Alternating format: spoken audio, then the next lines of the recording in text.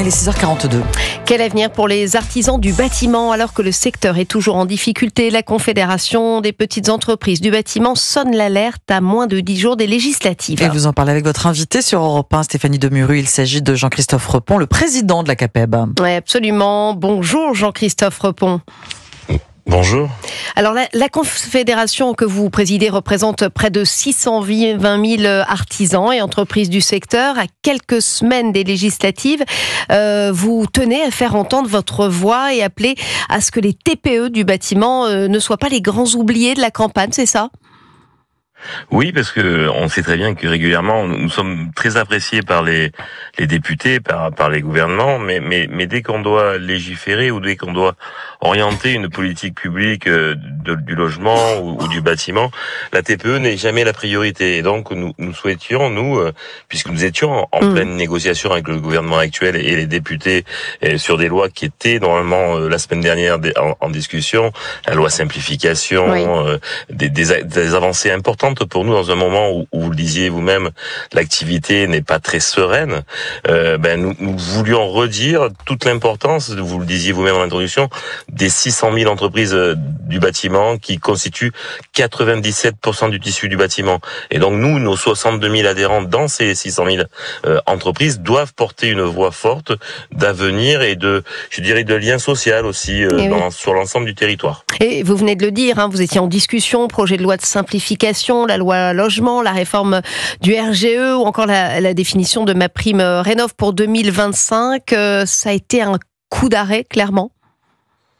Clairement un coup d'arrêt. Nous portions des idées qui nous semblent fortes pour l'ensemble du secteur et pour l'ensemble de nos entreprises, et nous étions pas très loin d'aboutir à des avancées qui auraient rassuré fortement le marché et qui ont aussi donné un avenir à nos entreprises. Et donc nos revendications, elles sont les mêmes quelles que soient demain les majorités oui. relatives. Vous êtes apolitique d'ailleurs.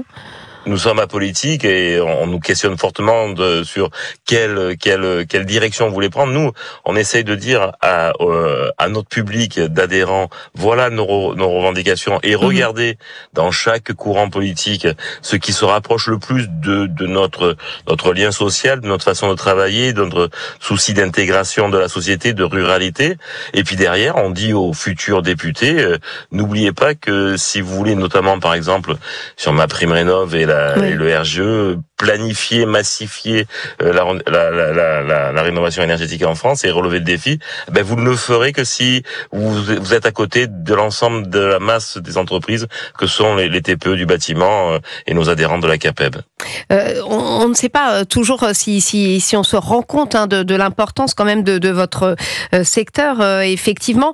Alors on va rappeler quand même quelques mots sur le bilan du premier semestre 2024. Il n'est pas encourageant, un repli global d'activité de 1,5% par rapport au premier trimestre 2023. Il y a vraiment urgence pour voir reprendre une politique favorable au secteur du bâtiment qui représente des milliers d'emplois. Des milliers d'emplois. Nous sommes sur 2 trimestres en net recul et nous espérions que les décisions gouvernementales, notamment sur MaPrimeRénov' et la reprise en main du monogeste sur la rénovation, redynamise le marché fortement à court terme et donc relance l'année 2024 sur une activité positive. Bien évidemment que ces décisions des solutions remettent à plat l'ensemble des décisions, mais également l'activité économique. On voit bien, et c'est tout à fait normal, que l'ensemble des particuliers réfléchissent maintenant à engager des travaux. Alors, ce qu'on était en train de porter, c'est de dire aux particuliers, il vaut mieux investir dans la pierre, dans la rénovation, l'embellissement de vos logements que d'épargner. C'était plus, me semble-t-il, sécurisant et valorisant pour votre bien immobilier.